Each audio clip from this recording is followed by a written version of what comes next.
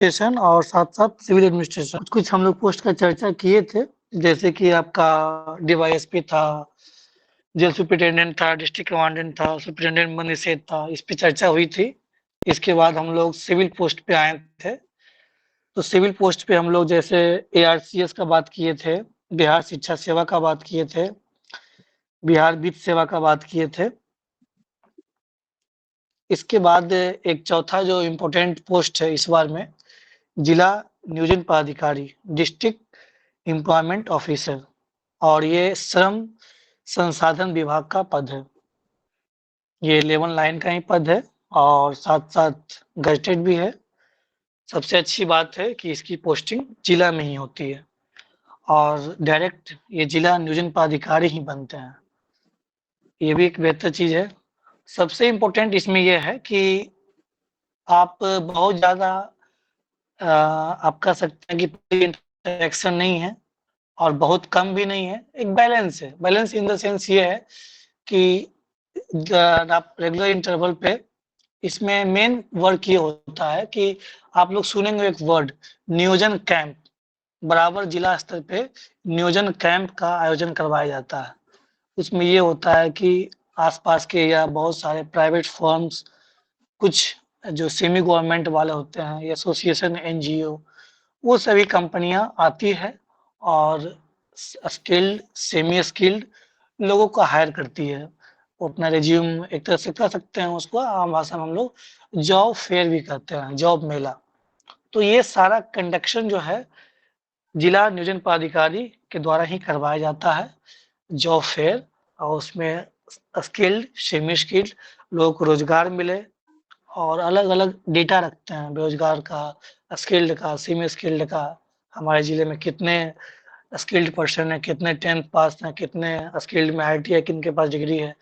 तो ये सारा डेटा कलेक्ट करना जिला नियोजन पदाधिकारी का काम है। 11 लाइन का पद है, गज़ेटेड है, गाड़ी तो मिलती ही है और सबसे अच्छी बात है कि बहुत ज़्यादा हेक्टिक शेड्यूल नहीं है। श्रम संसाधन विभाग का तो है, लेकिन श्रम संसाधन विभाग का एक अलग जो लेबर सुपरिटेंडेंट और एलईओ जो होते हैं, वो तो बीपीएससी से आते ही हैं, लेकिन इनका दायरा, इनका कार्यक्षेत्र अलग है। इनका कार्यक्षेत्र इतना ही है कि समय-समय पे जॉब फेयर का, या आप उसको कह सकते हैं नियोजन कैंप का आयोजन करवाना, कभी-कभी ब्लॉक स्तर पे भी अगर लगता है कि ज़रूरत है, तो वो भी करवाते हैं और मेन इनका काम यही है, एक कम समय में और कम दाम में, या कह सकते हैं कि वन डे जो जॉब फेयर होता है, प्रत्येक महीना कंडक्शन करवाया जाता है। तो इनका एक ही काम है यही, और बाकी विभिन्न तरह का डेटा का कलेक्शन रखना। ये जिला नियोजन पदाधिकारी का कार्यक्षेत्र है। अगर इसका हम प्रमोशन हायरार्की का बात करेंगे, तो सबसे पहला पद होता है जिला नियोजन पदाधिकारी, उसके ऊपर आएँगे तो असिस्टेंट डायरेक्टर होता है, सहायक निदेशक। उसके ऊपर आएँगे तो डिप्टी डायरेक्टर, उप निदेशक कहते हैं, और साथ में लास्ट में संयुक्त निदेशक। उसके बाद आपका निदेशक, जिसको हम लोग डायरेक्टर भी कहते हैं। तो ये आपका हायरार्की है, 11 लाइन है, गज़ेटेड है। क्या इसमें कुछ पूछना है जिला नियोजन पदाधिकारी में? सर डिप्टी डायरेक्टर के बाद क्या बोले सर?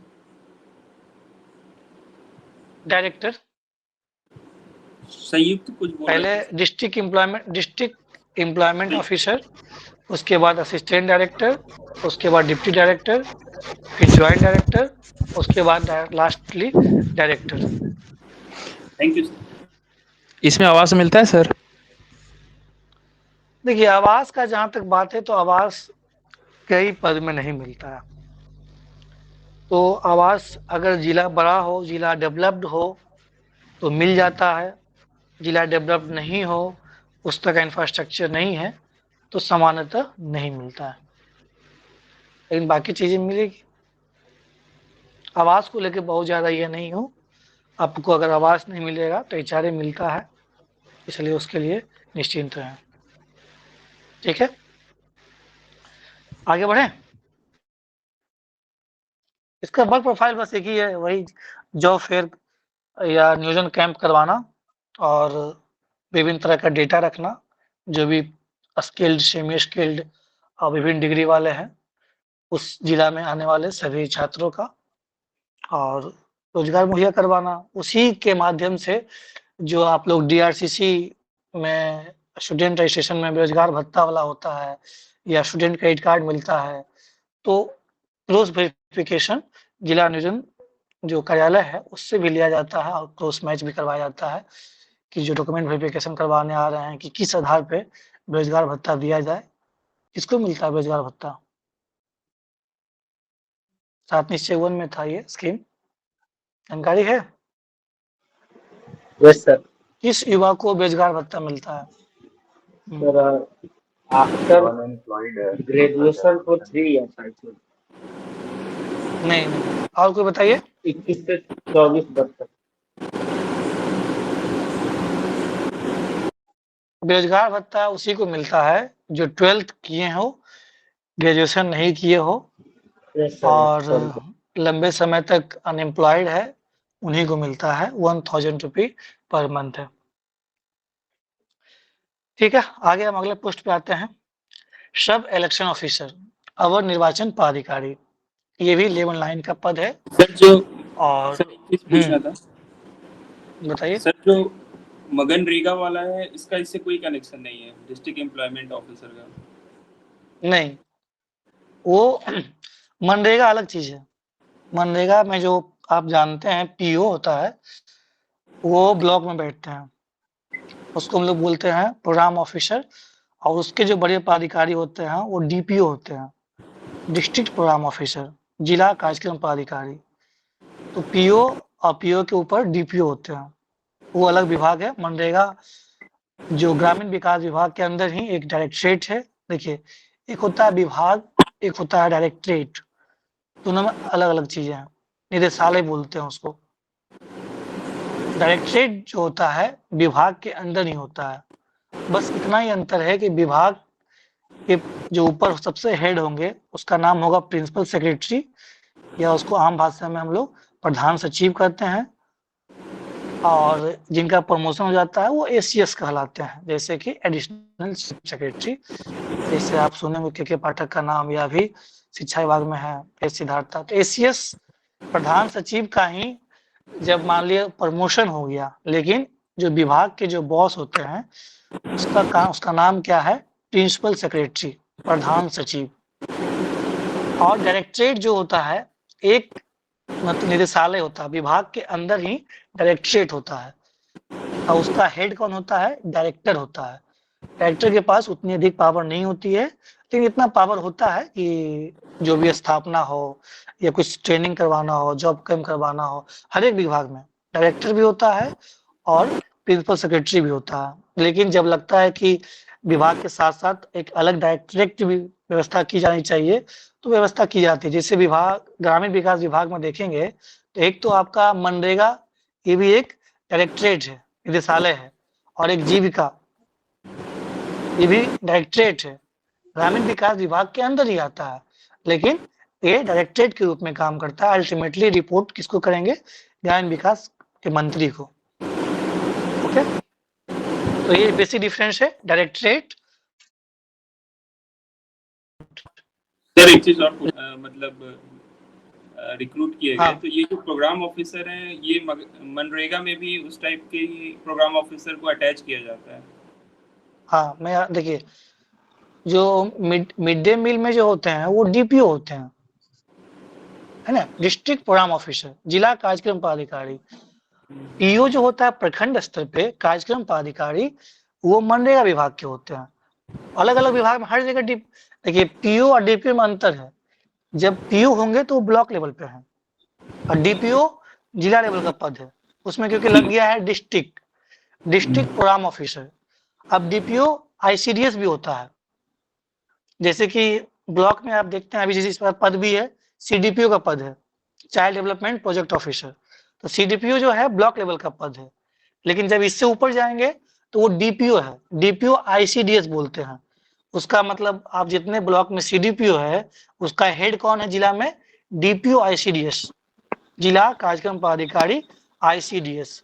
तो आईसीडीएस क्या है यहाँ पे? एक डायरेक्टरेट है, किसका? किस विभाग का डायरेक्टरेट है बताइए?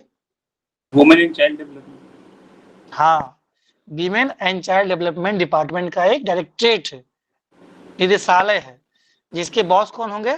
डायरेक्टर। लेकिन डायरेक्टर भी किसको अल्टीमेटली रिपोर्ट करेंगे? वीमेन एंड चाइल्ड डेवलपमेंट के मिनिस्टर एंड प्रिंसिपल सेक्रेटरी, प्रधान सचिव। तो ये बेसिक डिफरेंस जानना है, निदेशालय क्या है। अभी जैसे कि सर्वे हो रहा है, तो सर्वे में कौन करवा रहा है survey? Land department of revenue, sir ministry of department rural of development. Revenue and हाँ बताइए। Sir ministry of rural development. Department of देखिए लिसन लिसन लिसन लिसन, अभी मैं आ रहा था, मुझे पता था कि मिनिस्ट्री और आप लोग डिपार्टमेंट में कंफ्यूज करेंगे। मिनिस्ट्री डिपार्टमेंट में क्या अंतर है बताइए, पहले कौन बताएंगे? मिनिस्ट्री और डिपार्टमेंट दोनों दो चीजें या एक ही चीज है? कोई बताइए। मिनिस्ट्री काफी एक बड़ा हो गया, उसके अंदर बहुत सारे डिपार्टमेंट होते हैं। लाइक जैसे पंचायत रूरल डिपार्टमेंट के अंदर डिपार्टमेंट बहुत, जैसे एक डिपार्टमेंट ऑफ रेवेन्यू हो गया, फिर डिपार्टमेंट ऑफ हाँ सुनिए, देखिए मिनिस्ट्री ऑफ डिपार्टमेंट में यही अंतर है कि जब आप सेंट्रल गवर्नमेंट पे देखते हैं तो वहाँ पे मिनिस्ट्री ही कहा जाता है, ministry of rural development, ministry of आपका वीमेन एंड चाइल्ड डेवलपमेंट। लेकिन जब राज्य स्तर पे बात होती है तो मिनिस्ट्री का नहीं कहा जाता, उस पर क्या कहेंगे हम लोग? डिपार्टमेंट। यहाँ पे मिनिस्ट्री नहीं होता है, राज्य स्तर पे जो भी होता है वो क्या होता है? Department of women and child development, department of rural development, department of revenue and land reforms. अभी जो आपका कौन विभाग देख रहा है? राजस्व एवं भूमि सुधार विभाग देख रहा है। लेकिन ये काम कौन करवा रहा है? उसके अंदर भी एक डायरेक्टरेट है। कौन डायरेक्टर का क्या नाम है? निदेशालय है। पेपर पढ़े हैं कभी? देखे हैं पेपर? पेपर पे पढ़ रहे हैं आजकल, देख रहे हैं पेपर आप लोग? क्या काम करवा रही है राजस्व विभाग? सर्वेइंग करवा रही है सर, डिजिटल सर्वे- सर्वेइंग हो रहा है पूरा। हाँ, क्या हो रहा है उसमें बताइए? सर उसमें बेसिकली ड्रोन का यूज करके हम लोग जितना भी एरिया है उसका सर्वे कर रहे हैं और अलॉट कर रहे हैं कि बिहार में समस्या ये है कि कई पीढ़ियों से संपत्ति पे नाम नहीं चढ़ा हुआ है, जिसकी वजह से संपत्ति का विवाद हो रहा है। तो उनको अपग्रेडेशन कराया जा रहा है, जो नए उत्तराधिकारी हैं उनका नाम दर्ज करवाया जा रहा है, और जो विवाद है उनका निपटारा करवाया जा रहा है। ठीक है, हाँ मतलब उसमें बहुत सारा अभिलेख है, मैं उस पर आ आऊंगा। हाँ ठीक बता रही है आप। देखिए, तो मैं वही बता रहा था कि इसका जो है भू अभिलेख, लैंड रिकॉर्ड एवं मेजरमेंट, उसको हम लोग बोलते हैं डायरेक्टरेट ऑफ लैंड रिकॉर्ड एवं मेजरमेंट, जो इसका काम करवा रही है। विभाग तो है, किनका माइक ऑन है? माइक बंद कर लेंगे। मनी जी, मनी जी माइक बंद करेंगे अपना। तो भूमि सुधार एवं राजस्व विभाग, ये तो आपका विभाग हो गया, लेकिन डायरेक्टरेट कौन है? डिपार्टमेंट ऑफ लैंड रिकॉर्ड एवं मेजरमेंट, भू अभिलेख एवं परिमाप निदेशालय। तो ये डिफरेंस है, आप ध्यान रखेंगे, ठीक है।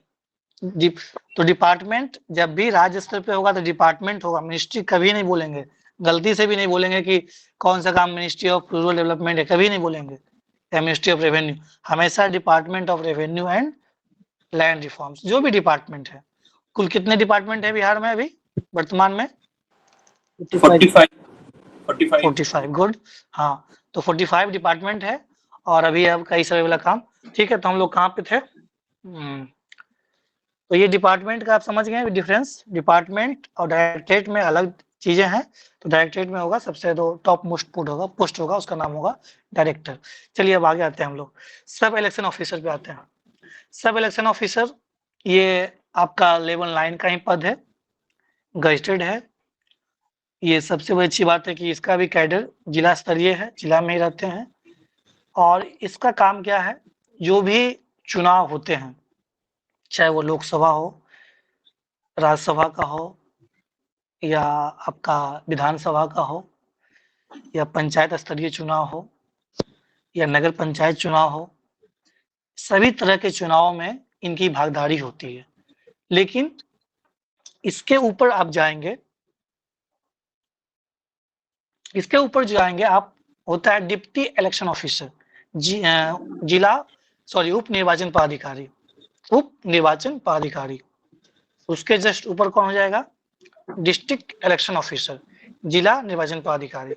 सबसे पहला पद सब इलेक्शन ऑफिसर, उसके ऊपर आएंगे district election, deputy election officer, पहले सब इलेक्शन, फिर डिप्टी इलेक्शन, फिर डिस्ट्रिक्ट इलेक्शन। ठीक है, क्लियर है ये? अवर निर्वाचन पदाधिकारी, उप निर्वाचन पदाधिकारी, जिला निर्वाचन पदाधिकारी। जो भी, ये भी एक अच्छा पद है, आप हमेशा इन्वॉल्व रहेंगे, हमेशा चुनाव होते रहता है। अब एक चुनाव खत्म हुआ लोकसभा, अब तुरंत ये आपका विधानसभा की तैयारी शुरू हो गई है। और पंचायत चुनाव तो कंटिन्यू होता है। अभी मान ली कुछ दिन पहले ही लोकसभा से पहले पंचायत चुनाव खत्म हुआ था, फिर पंचायत चुनाव शुरू हो गया है। उसमें जहाँ जहाँ उप मुखिया का पद खाली हुआ, कई मर गए, सरपंच तो कई देहांत हो जाता है, कहीं मान लिए कुछ एक्सीडेंट की वजह से कई चले गए, तो उपचुनाव तो हमेशा लगा रहता है पंचायत का, तो उसमें भी इनकी भागीदारी बहुत होती है। तो ये, लेकिन लेटर जो भी निकलता है, डिस्ट्रिक्ट इलेक्शन ऑफिसर जो हमारे डीएम होते हैं, जिला निर्वाचन पदाधिकारी, उनको असिस्ट करने के लिए डिप्टी इलेक्शन ऑफिसर, उप निर्वाचन पदाधिकारी होते हैं। और उसके बाद आपका उस सबसे नीचे जो होते हैं सब इलेक्शन ऑफिसर, जो कि बीपीएससी से आते हैं। इनका जब प्रमोशन होगा तो वो क्या बनेंगे? डिप्टी इलेक्शन ऑफिसर बनेंगे। ठीक है, सर, तो आप इनका, तो ये हाँ, जो सब इलेक्शन ऑफिसर प्रमोशन होकर के उप निर्वाचन पदाधिकारी बनते हैं, और सर जब उप निर्वाचन पदाधिकारी का प्रमोशन होगा तो फिर क्या बनेंगे? उप निर्वाचन पदाधिकारी के जब प्रमोशन होगा तो वो विभाग चले जाएंगे, तो डीएम थोड़ी बना दिया जाएगा, डीएम नहीं बन सकते हैं जी सर। क्योंकि उनका कैडर अलग है। जी सर। बताइए, कि नहीं कुछ पूछना है इसमें? यही बताना है, मतलब लेवल 9 है, गस्टेड है, और सबसे अच्छी बात है कि जितने भी चुनाव होते हैं उनका पर्यवेक्षण इनके थ्रू ही होता है। साथ साथ डिप्टी इलेक्शन ऑफिसर, डीईओ एवं डिस्ट्रिक्ट इलेक्शन ऑफिसर, उनको भी सहयोग प्रदान करना। और जो भी तैयारियां हैं, जैसे अभी हो रहा है तैयारियां, उसको हम लोग बोलते हैं SSR, स्पेशल सर्वे। उसमें क्या होता है, आप कहिए कि जितने भी, जैसे आप लोग 4 बार जो 18 वर्ष से ऊपर हो जाते हैं उसके लिए इसमें इलेक्शन जो आपका है ECI, election commission of India, जो भी कार्ड होल्ड करती है, जो 18 वर्ष से ऊपर हो जाते हैं, उसके लिए नाम ऐड करवाना, नाम काटना, किन्हीं का नाम गलत हो गया है, नाम सुधरवाना, तो ये करवाया जाता है। उसको हम लोग बोलते हैं SSR, स्पेशल सर्वे रिवीजन। ठीक है, विशेष संक्षिप्त पुनरीक्षण। इसका क्या काम होता है कि प्रत्येक, जैसे कब 4 बार होता है ना, कब कब होता है? जब हम लोग नाम ऐड करवाते हैं 18 वर्ष से ऊपर जो हो जाते हैं, 4 डेट फिक्स किया गया है, जानकारी है? वर्ष में 4 डेट फिक्स किया गया है कि 18 वर्ष जो भी कैंडिडेट हो जाएंगे तो उसके लिए वोटर लिस्ट में नाम ऐड करवाया जाएगा। कब कब है? 1 जनवरी, और उसके फिर 3 महीने के अंतराल पे सारा है। बताइए, तो 1 जनवरी के बाद, 1 जनवरी के बाद कब है? 1 अप्रैल। फिर उसके बाद 1 जुलाई। ठीक है, फिर उसके बाद 1 अक्टूबर। 1 अक्टूबर देख लीजिएगा, हाँ शायद यही है, दिसंबर नहीं, हाँ सही है, वही 4 बार है। तो अभी फिर से एक कार्यक्रम शुरू हो गया है। तो ये हमेशा मान ले SSR जो भी हो रहा है, तो उसमें क्या होता है कि जो जिला के पदाधिकारी होते हैं, उप निर्वाचन पदाधिकारी, वही लेटर निकालेंगे, डीएम सर निकालते हैं, लेकिन सारा उसको इम्प्लीमेंटेशन करवाना, एग्जीक्यूट करवाना, जो भी ब्लॉक स्तर पे है या मंडल स्तर पे SDO होते हैं, ब्लॉक के स्तर पे BDO होते हैं, उनके थ्रू सारा जो भी है उसको मॉनिटरिंग करवाना, काम करवाना। अभी से फिर क्या होगा, कुछ दिनों के बाद फिर क्या होगा कि शुरू हो जाएगा, जितने भी इलेक्शन जहाँ पे वोटिंग होता है, वोटिंग सेंटर, वहाँ पे स्कूल में क्या क्या सुविधाएं हैं, या आपका सामुदायिक सेंटर है या आंगनबाड़ी सेंटर है, जहाँ भी बनता है उसको निरीक्षण करना, अगर बेसिक सुविधाएं उपलब्ध नहीं है उसको उपलब्ध करवाना, तो ये सारा काम लगा रहता है। तो इलेक्शन से बहुत सारे काम है। हम लोग एक क्लास लिए थे जिस समय इलेक्शन था, एक बार फिर से क्लास ले लेंगे कि इलेक्शन कैसे कंडक्ट कराया जाता है, उसमें क्या क्या माइन्यूट चीजें होती है, बहुत सारा चीज होता है, रैंडमाइजेशन होता है, अलग अलग प्रक्रिया होता है, विखंडीकरण होता है, बहुत सारी प्रक्रिया होती है। तो अल्टीमेटली तो कहने का मतलब यह है कि इलेक्शन एक बहुत महत्वपूर्ण चीज है, और उसके जो हेड होते हैं जो बीपीएससी के थ्रू आते हैं, उस पद का नाम है सब इलेक्शन ऑफिसर, अवर निर्वाचन पदाधिकारी। ठीक है, आगे बढ़े इसमें। सर एक छोटा सा डाउट है, जो सर इसमें एक मैंने हाँ अश्विनी जी बताइए। सर ये जो बीएलओ होते हैं, जो मोहल्ले या फिर घर वहाँ के जो नाम वगैरह, इनको कौन अपॉइंट करता है सर? वीडियो अपॉइंट करते हैं जो ARO होंगे। देखिए उसमें पद का अलग अलग नाम है। जैसे जिला स्तर पे जो मान लीजिए डीएम होते हैं, डिपेंड करता है कौन सा इलेक्शन है। लोकसभा इलेक्शन है तो उसका नाम आरओ बोलते हैं, रिटर्निंग ऑफिसर, निर्वाची पदाधिकारी। वो जब लोकसभा का चुनाव होगा तो डीएम होते हैं। आरओ के बाद एक होता है ARO, असिस्टेंट रिटर्निंग ऑफिसर, सहायक निर्वाचन पदाधिकारी। फिर होता है उसके नीचे AERO, assistant electoral registration officer, सहायक निर्वाची निबंधक पदाधिकारी। तो AERO जो होते हैं प्रखंड स्तर पदाधिकारी होते हैं जब लोकसभा का चुनाव होता है। जब विधानसभा का चुनाव होगा तो उसमें आरओ पीडीओ होंगे। AERO या ARO दूसरे प्रखंड स्तरीय पदाधिकारी होंगे। उसमें बीपीआरओ भी हो सकते हैं, बीडब्ल्यू हो सकते हैं, बीसी हो सकते हैं, अलग अलग कोई भी हो सकते हैं, लेकिन ये डिपेंड करता है कि कौन सा चुनाव है। ठीक है, तो अभी जैसे कि आप बीएलओ का बात कर रहे हैं, तो बीएलओ जो होता है AERO, assistant electoral registration officer, या उसको हम लोग बोलते हैं सहायक निर्वाची निबंधन पदाधिकारी, या आरओ भी होते हैं। दोनों डिपेंड करेगा कौन सा चुनाव चल रहा है।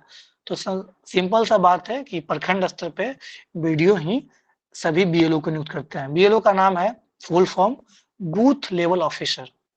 ठीक है, जितना बूथ है, जैसे एक प्रखंड में मान लिए 100 बूथ है, तो 100 बूथ पे 100 बीएलओ को नियुक्त किया जाएगा। जनरली सामान्यतः कौन होते हैं, वो टीचर होते हैं, आंगनबाड़ी प्रवेशिका भी होती है, सेविका भी होती है, और कई जगह पे एएनएम भी होते हैं, लेकिन बहुत कम होते हैं। तो कहने का मतलब है ज्यादातर शिक्षक ही होते हैं। उनका काम क्या होता है कि उस क्षेत्र में, उस जो जिस बूथ में है, उस क्षेत्र में जितने भी वोटर्स हैं, अगर कोई 18 प्लस हो गए हैं, चाहे वो पुरुष है या महिला है, किसी का नाम काटना है, किसी का एडिशन करना है, डिलीशन करना है, ये सारा काम कौन देखेंगे, बीएलओ देखेंगे। बीएलओ के ऊपर होता है बीएलओ सुपरवाइजर, उसको हम लोग बोलते हैं बीएलओ पर्यवेक्षक। उस क्षेत्र में आने वाले जितने बीएलओ हैं उसके एक सुपरवाइजर होंगे। उसके बाद होता है सेक्टर मजिस्ट्रेट, वो पूरा हायरार्की है। तो कभी इसका एक क्लास अलग से क्लास ले लेंगे, इलेक्शन का क्या कैसे होता है, हमने क्लास लिया था एक बार सर जिस एक समय क्वेश्चन इलेक्शन है चल सर। रहा था। सर बताइए। निर्वाचन के समय वीडियो क्या बन जाते हैं? जैसे डीएम सर जो होते हैं वो निर्वाचन पदाधिकारी बन जाते हैं, तो उसी तरह वीडियो भी कुछ बनते होंगे। मैं तो बताया ना कि लोकसभा के समय AERO होते हैं, विधानसभा के समय ARO होते हैं, आरओ भी बनते हैं। Okay sir. AERO मतलब हो गया असिस्टेंट इलेक्टोरल रजिस्ट्रेशन ऑफिसर। हाँ बताइए सन्नी जी।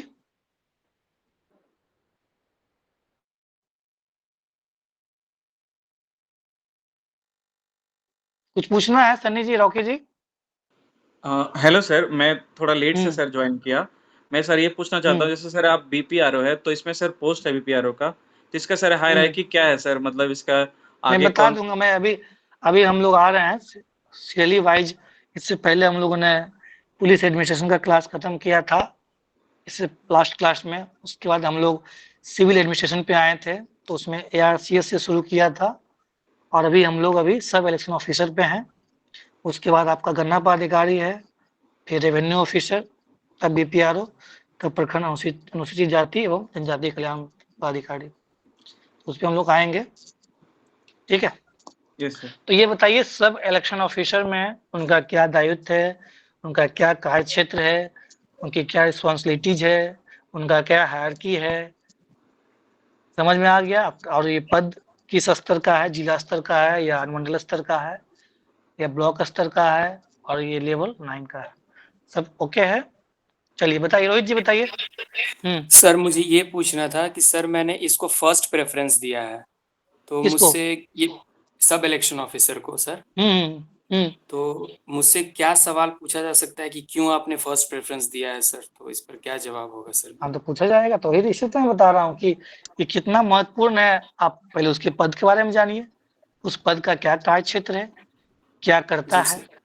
अब मान लीजिए इलेक्शन सबसे महत्वपूर्ण कार्य है, इलेक्शन, सेंसस और आपदा, ये 3 ऐसे कार्य होते हैं प्रशासन के जिसमें जी sir. There is no any mercy, चाहे वो कोई भी पदाधिकारी हो, नीचे बीडीओ से लेकर के डीएम से लेकर के ऊपर एसीएस या सीएस, कोई भी पकड़ा जाएंगे तो उन पे कार्रवाई तय है।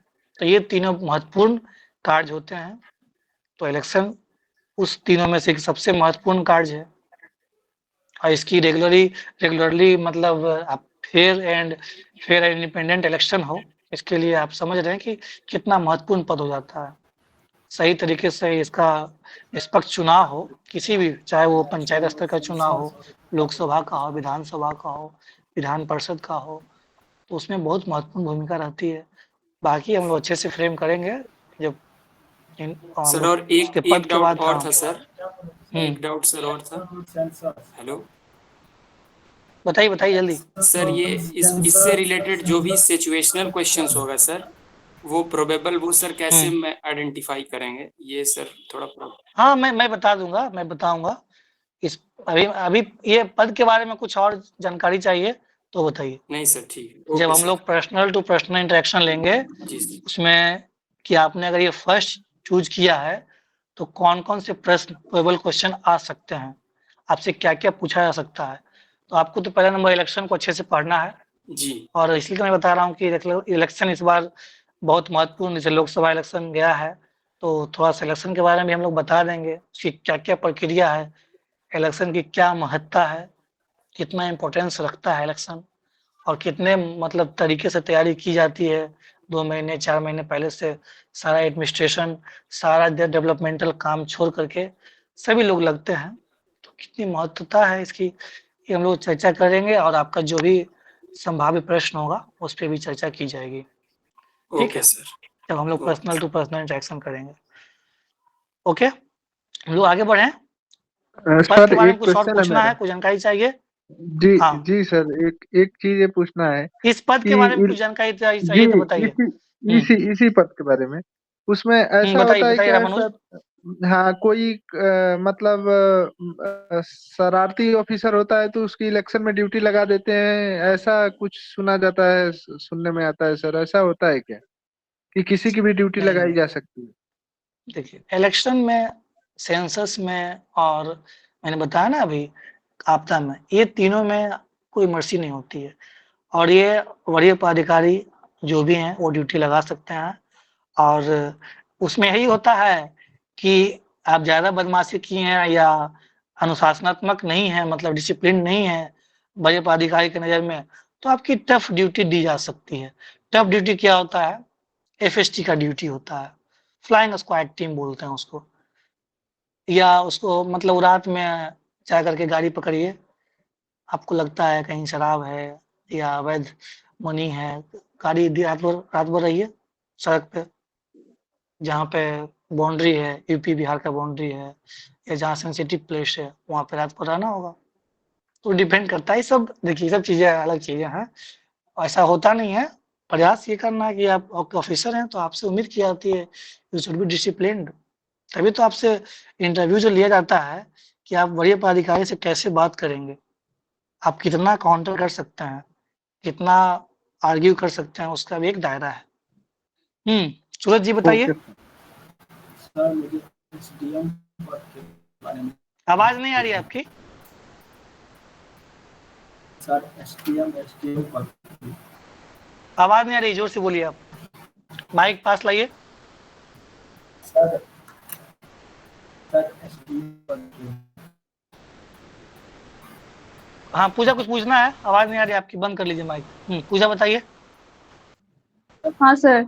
सर मुझे ये पूछना है सर, क्या माइक बंद कर लीजिए सूरज, माइक बंद करिए मैं लोअर ऑफिसर हूँ और हमसे जो बड़े पदाधिकारी हैं उनके खिलाफ मेरे पास कुछ शिकायत आता है कि वो भ्रष्टाचार कर रहे हैं या इस पे फिर हम कुछ लोग आएंगे, इस चीजों पद में से, लिप्त ठीक है, हैं। इस पे हम लोग आएंगे, समान प्रश्न लेंगे। पहले ही पद से कुछ पूछना है?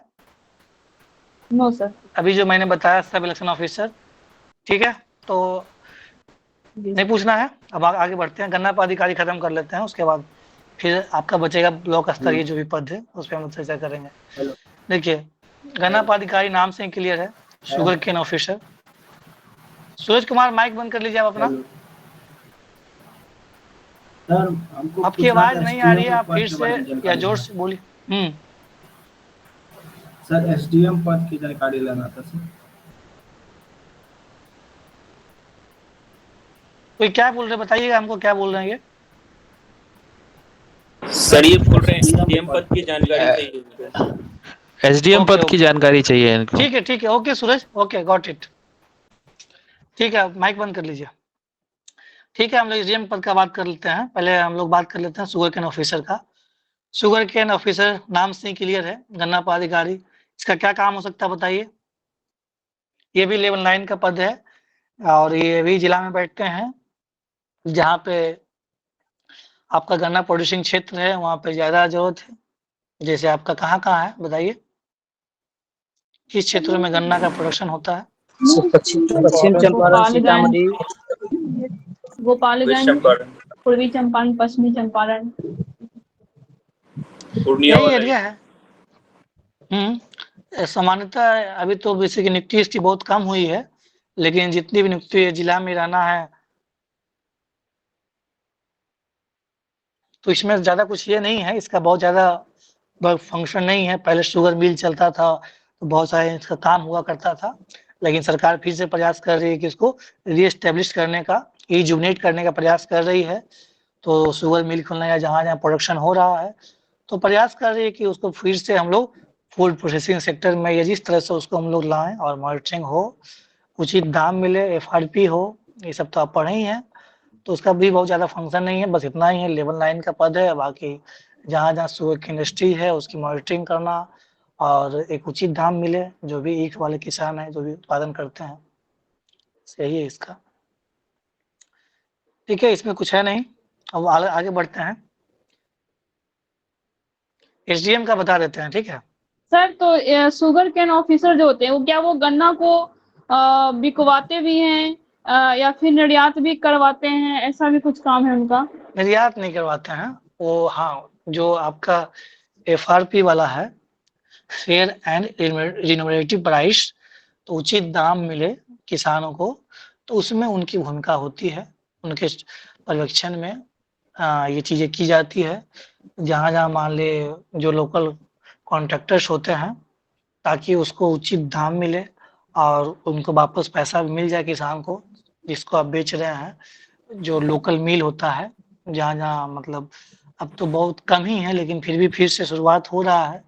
तो जहाँ जहाँ जिस मिल में प्रोडक्शन हो रहा है, मतलब पहुँचाया जा रहा है सामान जो ईख, तो ये होती है कि ऐसा ना हो कि कॉन्ट्रैक्टर उससे कम दाम पे ही खरीद ले, कम से कम उसको उचित दाम मिले, ये प्रयास की जाती है। तो इसमें उनकी भूमिका होती है। और इसके अलावा जो फूड प्रोसेसिंग वाला बात है, तो जहाँ जहाँ फूड प्रोसेसिंग का काम हो रहा है कि उसको अलग अलग चीज़ें डेवलपमेंट की जाए, तो उसमें भी है। इसके इथेनॉल प्रोडक्शन में अब ये जो काम बढ़ा है, तो वहाँ भी जितने भी उसके आपका कह सकते हैं कि रेसिड्यू सब्सटेंसेज है, उसका भी यूटिलाइज किया जा सकता है, तो उस पर भी इसका काम है।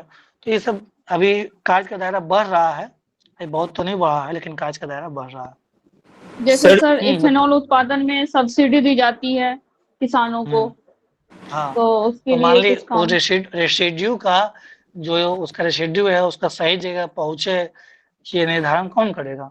गन्ना ऑफिसर का दायित्व है। या जो आसपास मान लिए इथेनॉल प्रोड्यूसिंग फैक्ट्रीज है, चाहे वो प्राइवेट हो या अगर एनजीओ हो या गवर्नमेंट का हो, तो इन सब में इनकी दायित्व रहती है। सर जो एफआरपी होता है उसमें ये करते क्या है, मतलब रिकमेंड करते हैं या अपने हायर अथॉरिटी को बताते हैं, मतलब क्या किस तरीके का रोल होता है शुगर केन ऑफिसर का एफआरपी में? इसमें रोल यही होता है कि जब किसान बेच रहा है, जिसको मान लीजिए जिस संस्था को, जिस मिल को बेच रहा है, तो प्रयास ये होती है कि पैसा उसे ये ना हो कि मान लिए कॉन्ट्रैक्टर दाब ले या पैसा कम दे, ये वाली चीजें नहीं हो। तो अब तो डीबीटी मोड हो गया है कि जो भी हो तो डीबीटी मोड पे जाता है पैसा, तो अब तो समस्या धीरे धीरे कम ही रही है।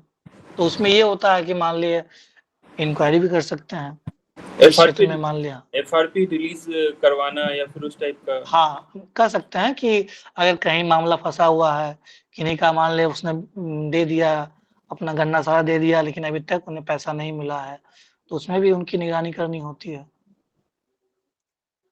बाकी जो अपने बड़े पदाधिकारी से कम्युनिकेट करना, चीज़ों को रिजॉल्व करवाना, अभी बहुत ज़्यादा कार्य क्षेत्र नहीं है, लेकिन है कि भूमिका अहम होती जा रही है। सरकार फिर से चाह रही है इसको रीएस्टेब्लिश करना। बाकी सर जो इमरजेंसी के समय जो ड्यूटी लगाई जाती है, जैसे इलेक्शन ड्यूटी हो गया, आपदा में हो गया, तो इन लोगों को भी लगाया जाता होगा? बिल्कुल, इलेक्शन में कोई नहीं छूटता है, सेंसस में कोई नहीं छूटता है। मतलब इलेक्शन, सेंसस और डिजास्टर, चुनाव, आपदा और आपका जनगणना, चाहे वो जाति रहित जनगणना हो सकता है या आपका आम जनगणना हो सकता है, इसमें कोई नहीं छूटता, कोई पदाधिकारी नहीं, किसी भी विभाग के हो, जिसको चाहे उसको लगा सकते हैं डीएम, इज टोटली फ्री। तो इसमें कोई दिक्कत नहीं है। और देखिए, जब आप प्रशासन में आ रहे हैं तो ड्यूटी से आप नहीं भाग सकते, ड्यूटी करना पड़ेगा, कभी रात का, कभी सुबह का, कभी दिन का, ये सब लगा रहता है। और उसको एंजॉय करना है ना, सीखना है। हाँ बताइए रुपेश सर। कभी एग्जाम का, कभी मेला का, मैं बता देता हूँ, बहुत सारा ड्यूटी है बहुत सारा ड्यूटी है। तो लॉ एंड ऑर्डर का ड्यूटी तो एकदम फिक्स है, एग्जाम ड्यूटी फिक्स है, कोई भी त्योहार हुआ उसमें फिक्स है कि जाना है। एज ए मजिस्ट्रेट जो पुलिस पदाधिकारी हैं, पुलिस पदाधिकारी रहेंगे। इसके बाकायदा बाकी इलेक्शन हो ही गया, सेंसस हो ही गया। और इन केस जैसे कि हमारे लोकल मेला होते हैं, जैसे हमारे सिवान में है महावीरी मेला चलता है, महावीरी अखाड़ा। तो पहली बार हम सुने थे जब सिवान आए थे, ये कौन सा, मतलब हनुमान जी का तो पूजा हम लोग अपने क्षेत्र में, इधर दक्षिण बिहार में तो कभी मैंने एक कंसेप्ट देखा ही नहीं कि हनुमान जी का मूर्ति बैठा करके फिर उसको घुमा रहे हैं। ये कंसेप्ट नहीं है साउथ बिहार में, लेकिन उत्तर बिहार में खास करके ये आपका सारण क्षेत्र, सारण, सिवान, गोपालगंज, इस क्षेत्र में होता है। और पश्चिमी चंपारण, पूर्वी चंपारण में भी होता है। तो अपना मंदिर मतलब मूर्ति लेकर के जाएंगे, घुमाएंगे, ऑर्केस्ट्रा होता है बहुत तरह का। तो ये तो लगाया जाता है जहाँ जहाँ लोकल है। थावे महोत्सव है, मंदिर है, तो जहाँ जहाँ लोकल मंदिर है, यहाँ पे माली मैदान महोत्सव होता है, तो लोकल रहेगा ही ड्यूटी। तो ये सब ड्यूटी तो कंटिन्यू रहती है, कुछ ना कुछ लगा ही रहता है, तो ड्यूटी से नहीं भागना है। बिहार पुलिस का एग्जाम ड्यूटी था, तो उसमें भी देखे हम लोग की CO sir, BDO sir, CDPO sir, सभी लोग ड्यूटी कर रहे थे। हम लोग भी कर रहे हैं, उन लोग भी कर रहे हैं। हाँ बिल्कुल ड्यूटी करना है, मजिस्ट्रेट को रहना ही है ना। वो आप जैसे सिविल पदाधिकारी हैं तो मजिस्ट्रेट के रूप में जाएंगे, बाकी पुलिस पदाधिकारी भी जाएंगे, तो ड्यूटी तो करना ही है। वो अब मान लिया, अब इस बार जो TRE 2.0 हुआ था, जो पुनर्एग्जाम हुआ था, वो बहुत बड़ा चैलेंज था गवर्नमेंट के लिए, प्रशासन के लिए, कि निष्पक्ष रूप से करा ले। शासन ने करा लिया, तो ये चैलेंज होता तो उस समय प्रयास करती गवर्नमेंट, कहीं भी नहीं चाहती है, प्रशासन कभी नहीं चाहता है कि कहीं से भी लीकेज हो। भले हम लोग को बाहर से लगता है कि क्वेश्चन लीक हो गया, पेपर लीक हो गया है, लेकिन बहुत तरीके से तैयारी होती है, गहन तैयारी होती है।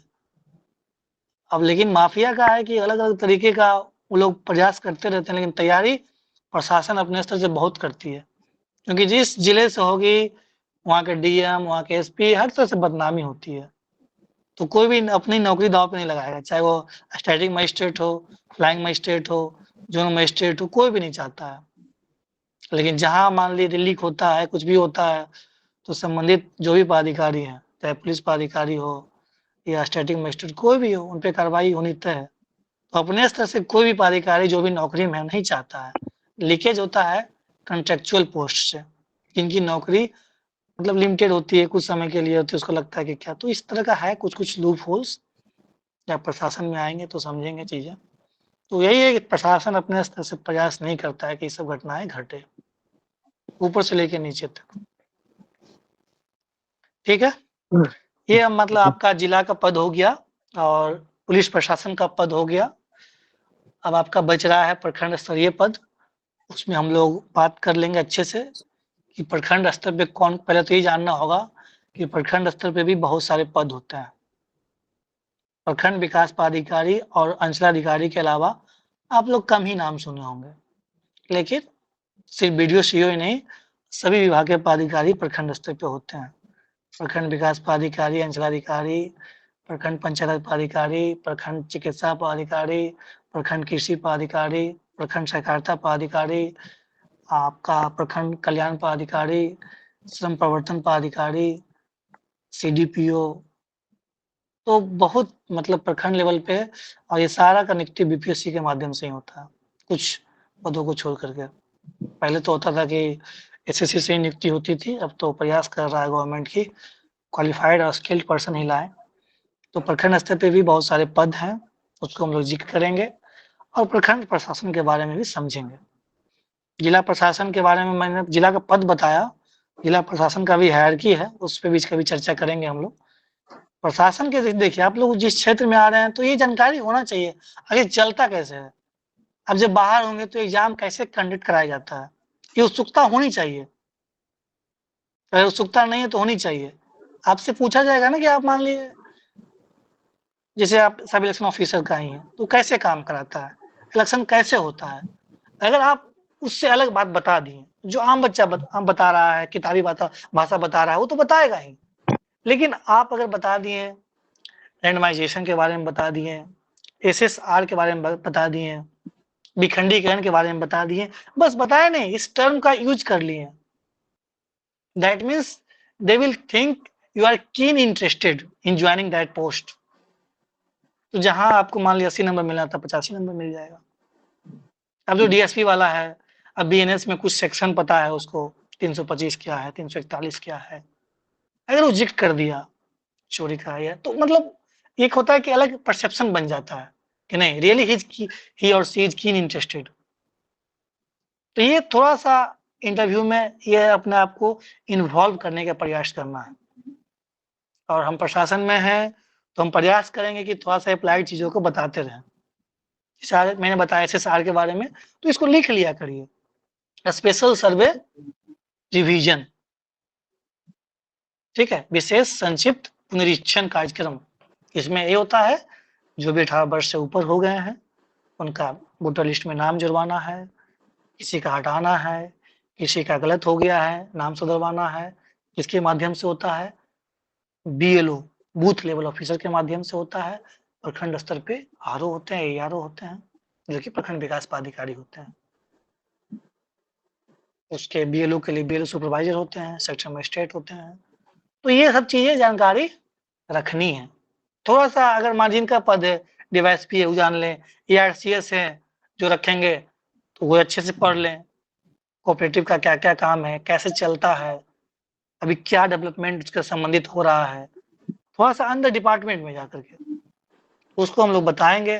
जैसे मैंने बताया कि धान अधिप्राप्ति होता है, तो ये बुक में आपको तो मिलेगा नहीं, तो धान अधिप्राप्ति अगर आप ये शब्द यूज कर लिए, जो भी आरसीएस रखेंगे, गेहूं अधिप्राप्ति, बस इतना ही काफी है आपका, उसको खुश हो जाएगा वो, क्योंकि वो प्रशासन में रह रहा है, वो काम किया है, तो उसके शब्द से मतलब आप उसके मेंटेलिटी के अकॉर्डिंग ढल रहे हैं और उसके शब्द का यूज कर रहे हैं, तो खुश होता है।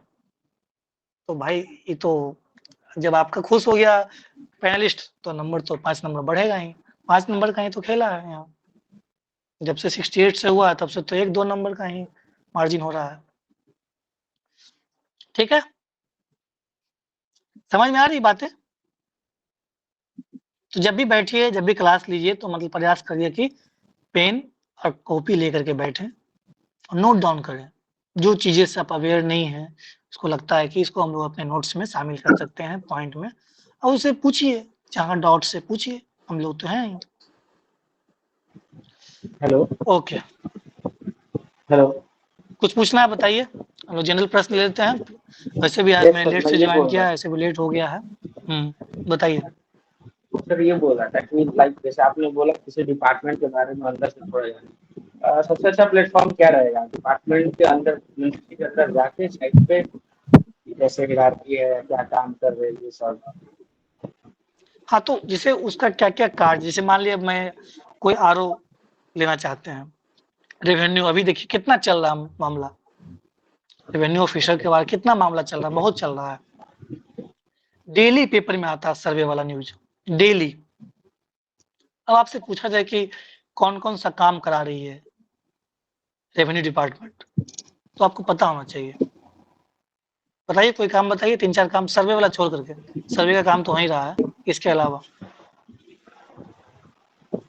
इसके अलावा सर म्यूटेशन का काम लैंड परिमार्जन हो गया, जिसको म्यूटेशन बोलते हैं। ठीक है, और लैंड हर एक शनिवार एक्विजिशन को करना सर, ब्लॉक लेवल पर जनता दरबार में भी लगाया जाता है।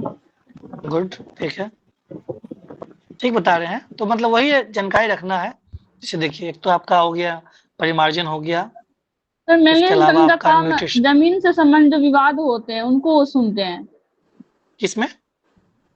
जो अंचलाधिकारी होते हैं, वो जमीन से संबंधित जो विवाद होते हैं। थाना दिवस होता है, शनिवार को होता है। उसी तरीके से आप देखिए, आप जो मान लिए लेंगे डीपीओ लेंगे, जो जिला शिक्षा सेवा वाला लेंगे, बिहार शिक्षा सेवा, उसमें भी अब एक नया इधर बिहार सरकार और एसीएस महोदय का ये आया है कि अब थाना दिवस होता है, उसी के तर्ज पे अब शिक्षा दरबार भी लगाया जाएगा। जानकारी है आपको? नहीं है? नो सर, तो ये जानकारी रख लीजिए, शिक्षा दरबार लगाना है प्रत्येक डीईओ को और प्रत्येक बीईओ को, जिला शिक्षा पदाधिकारी, डिस्ट्रिक्ट एजुकेशन ऑफिसर और प्रखंड शिक्षा पदाधिकारी, ब्लॉक एजुकेशन ऑफिसर। शिक्षा दरबार लगाना है, जो भी समस्या है। अभी तो स्कूल इंस्पेक्शन का काम चल रहा है, उसमें क्या क्या है, तो ये सब हम लोग चर्चा, जो पर्सनल टू पर्सनल जिनका फर्स्ट सेकेंड थर्ड प्रेफरेंस रहेगा, उस पर हम लोग और डीपली बात करेंगे, और क्या क्या प्रश्न हो सकता है, और डिपार्टमेंट क्या क्या कर रही है उससे संबंधित, क्या क्या कंटेम्प्रेरी न्यूज है उससे संबंधित, उसके बारे में अच्छे से पढ़ेंगे। ठीक है, बताइए सर। जो आरओ होता है और जो वीडियो होते हैं, उन दोनों का जो रोल है वो हायरार्की में कैसे फिट होता है? देखिए, वीडियो और सीओ एक रैंक के हुए। वीडियो होते हैं जो आपके ब्लॉक के हेड होते हैं, मतलब प्रखंड के, और सीओ होते हैं अंचल के हेड होते हैं। तो जो सरकार ने क्या किया, अंचल का जो कंसेप्ट है वो शुरू से चला आ रहा है, ब्रिटिश के समय से ही। अंचल का कंसेप्ट यही था, सर्कल, उसका कंसेप्ट यही था कि रेवेन्यू विलेज, राजस्व ग्राम, कई सारे जब राजस्व ग्राम मिलते हैं तो एक अंचल बनता है, और उससे जो भी राजस्व की आप कह सकते हैं वसूली होती है, लगान, उस समय लगान होता था, अभी राजस्व की वसूली होती है। तो राजस्व विभाग का जो अंचलाधिकारी होते हैं, उनका दायित्व क्या है कि जो भी भूमि लगान है, भूमि राजस्व है, उसकी वसूली करना, या लैंड से संबंधित जो भी मामला चाहे परिमार्जन का हो, म्यूटेशन का हो, उसको देखना है। प्रखंड विकास पदाधिकारी का दायित्व क्या होता है, उस क्षेत्र में जो भी डेवलपमेंटल कार्य है, चाहे वो कोई भी योजना हो, अलग, जैसे मान लिया आवास का काम होना, पंचायती राज विभाग का भी काम होता है, रोड है, नाली है, सड़क है, आवास देना है, पेंशन वाला है, तो ये डेवलपमेंटल कार्य जो भी होता है उसकी इम्प्लीमेंटेशन प्रखंड विकास पदाधिकारी के द्वारा होता है, और सीओ के द्वारा जो जमीन से संबंधित जो भी कार्य होते हैं, चाहे वो भूमि राजस्व की बात होती हो, या मान ली किसी को सरकारी क्षेत्र में मान लिए वो प्रखंड सभागार बनना है, या कोई भी सरकारी बिल्डिंग बननी है, जैसे पंचायत सरकार भवन बनना है, तो जमीन ढूंढ के कौन देगा? सीओ देंगे। सरकारी कार्य हो या किसी तरह का विशेष कार्य हो तो सीओ देंगे। तो दोनों का अलग अलग कार्य है, लेकिन दोनों इक्विवेलेंट है। इसलिए जब भी आप प्रखंड जाएं तो कभी देखिएगा उसमें लिखा होता है प्रखंड अंचल कार्यालय, तो प्रखंड भी कार्यालय भी है, अंचल कार्यालय भी है, और दोनों इक्वल रैंक पे है। आरओ का पद लेवल 7 का पद है, और आरओ का पहला प्रमोशन सीओ होता है। तो फिलहाल अभी आरओ जो होते हैं वो सीओ के अंडर होते हैं। तो सर जो सीईओ होते हैं वो वीडियो को रिपोर्ट एज सच सबमिट नहीं करते हैं। क्यों करेंगे? वो उनका अलग डिपार्टमेंट। देखिए अब समझिए, सीईओ का डिपार्टमेंट लैंड रेवेन्यू वाला है, उसके जो बॉस होते हैं एडीएम होते हैं, एडिशनल डिस्ट्रिक्ट मजिस्ट्रेट। वीडियो के बॉस कौन होते हैं? डीडीसी होते हैं, डिप्टी डेवलपमेंट कमिश्नर। अब बाकायदा समझिए, तो जिला में पद इसलिए बताया कि जिला प्रशासन का भी मैं बताऊंगा अच्छे से कि कैसे चलता है जिला प्रशासन और प्रखंड प्रशासन। तो जिला प्रशासन में डीडीसी होते हैं और एडीएम होते हैं। तो डीडीसी का क्या काम है?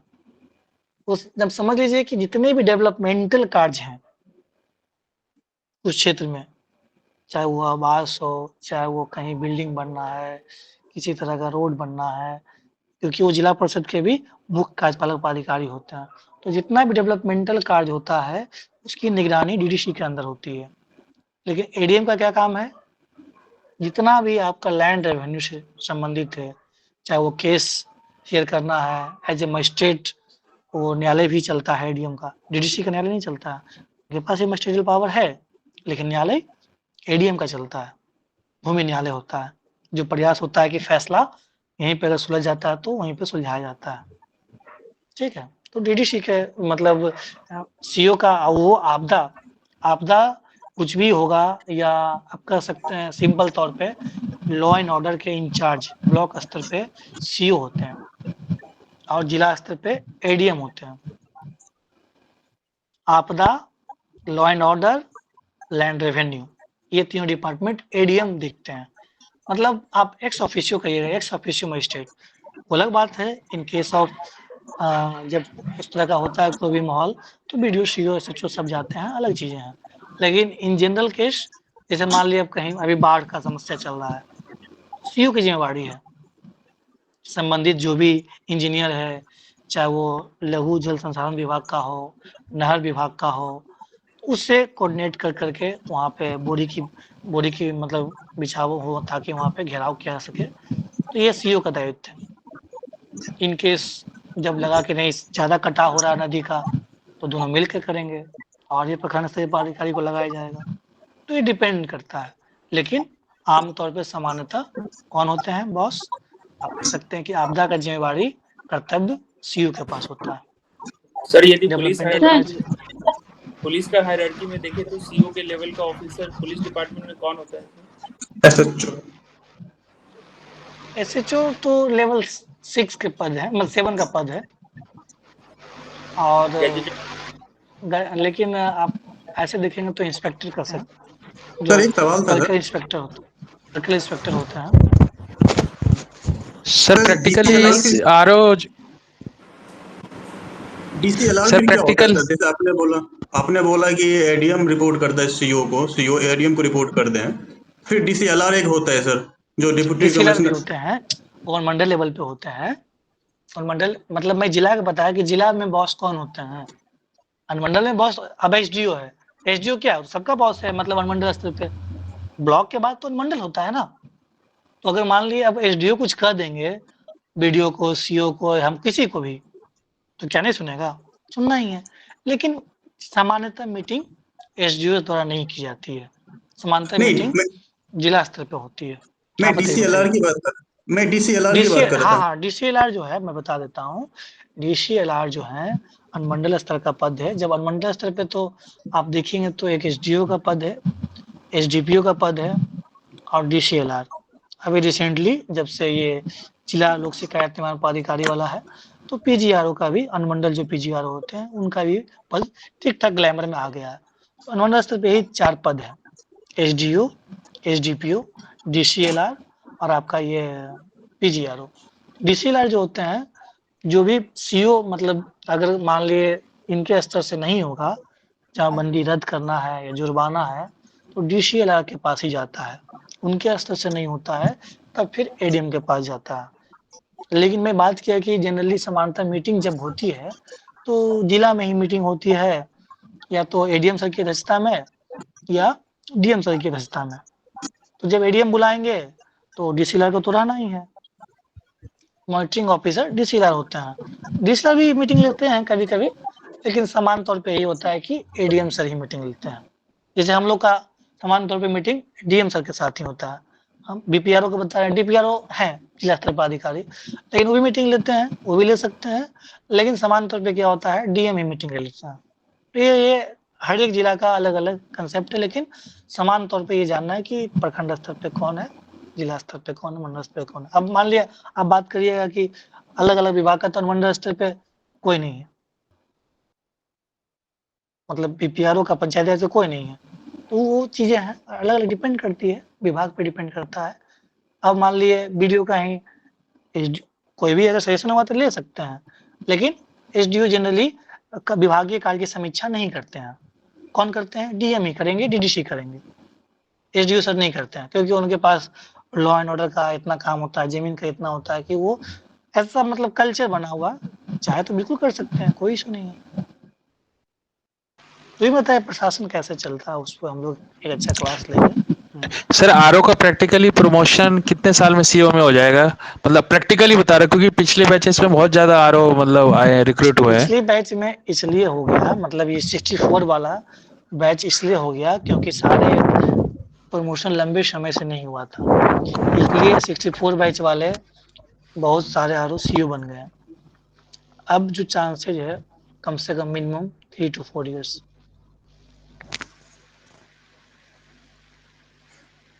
ऐसा तो नहीं है कि 7-8 साल लग जाएगा, मतलब क्योंकि 168 सीट आरओ की है इस बार, तो मतलब उस मैं वही बता रहा हूँ कि प्रैक्टिकली आप देखिएगा तो जैसे इससे पहले भी तो आपकी आरओ की वैकेंसी आई है, 67 में भी तो वैकेंसी ठीक ठाक था। कितना था आरओ का? 67वीं में, 67वीं में लग रहा है ठीक ठाक वैकेंसी था। तो आप ये मान के चलिए कि 3-4 साल 5 साल लगेगा।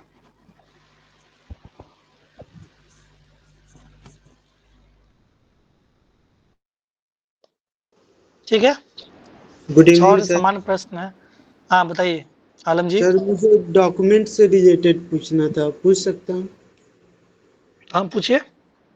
सर मैंने सर से पूछा था, तो एक्चुअली मैंने डॉक्यूमेंट सर्च किया तो मुझे अपना ओल्ड ईबीसी सर मिला 2022 का, मार्च 2022 का, और जो न्यू वाला ईबीसी है वो फरवरी 2024 का है। और मैंने प्रीलिम से पहले सेंट्रल गवर्नमेंट वाला अपलोड कर दिया था सर। तो मेरा डाउट था कि सर मुझे पोर्टल पे अभी कौन सा अपलोड करना चाहिए, ईबीसी 2022 वाला या 2024 वाला? 22 वाला बिहार सरकार का है? जी सर है। कर दीजिए अपलोड। जी सर। ठीक है, okay sir, thank you sir. Centre वाला लेते जाइएगा बैकअप के रूप में, ठीक है? जी सर। चलिए और कुछ बताइए, क्या रुपेश सर खत्म किया जाए? सर एक सवाल और पूछना था सर। सर अब जो भी डॉक्यूमेंट पहले अपलोड हुए थे वो सब करेक्ट हैं, तो अभी तो कुछ भी अपलोड करने की दोबारा से जरूरत नहीं है ना, डाउनलोड करना है। जिनका करेक्ट है वो क्यों करेंगे? वो निश्चिंत होकर तैयारी करिए, इंटरव्यू पे फोकस करिए अच्छे से। This is your last step. Sir जो अपलोड दिख नहीं रहा है उसमें क्या करना है सर? डाउनलोड सेक्शन में दिख नहीं रहा है सर। नहीं दिख रहा है, एक बार बात कर लीजिए ना, तो एक बार टेलीफोनिक नंबर से बात करिए उनसे, बीपीएससी से। ओके सर जिसका सब कुछ ठीक है तो उसको सिर्फ प्रपत्र 1 प्रपत्र 2 अपने अपने साइट से डाउनलोड करना, कि कहीं भी डाउनलोड हो उसको भी कॉपी करा के उसमें जा सकते हैं? उससे कोई दिक्कत नहीं है, प्रपत्र 1 2 तो कॉमन है, एक ही फॉर्म है, एक ही फॉर्मेट है।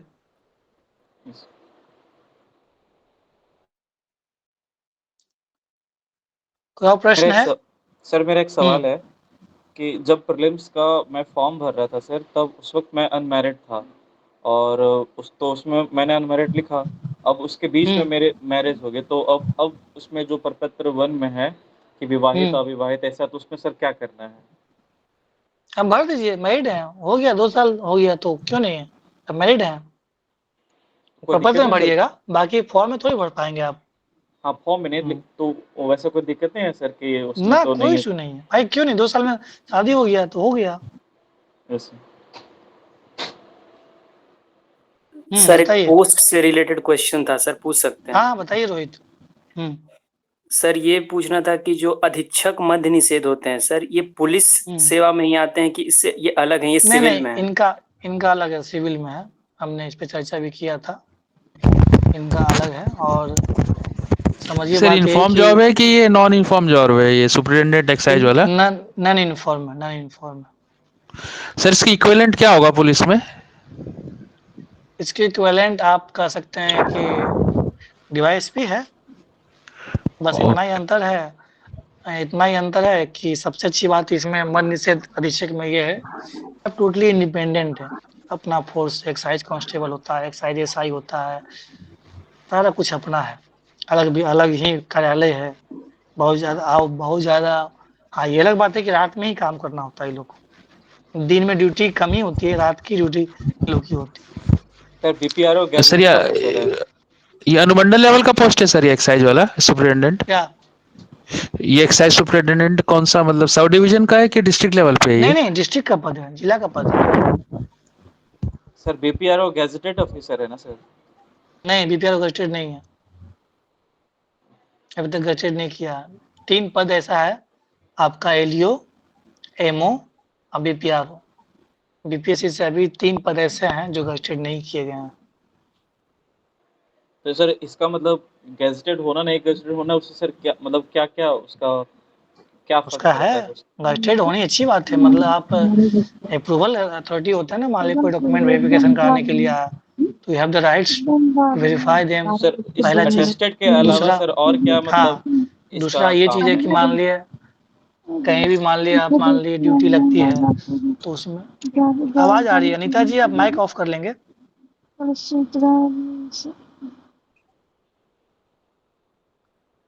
कहीं भी ड्यूटी लगती है तो मान लीजिए जैसे अब एग्जाम होता है, ठीक है, अब बीपीएससी वाला एग्जाम है, बीपीएससी वाले एग्जाम में टीचर वाला को छोड़ करके जो हम लोग देते हैं सिविल सर्विस वाला, तो उसमें गजेटेड ऑफिसर का ही लगेगा ड्यूटी, अनगजेटेड का नहीं लगेगा।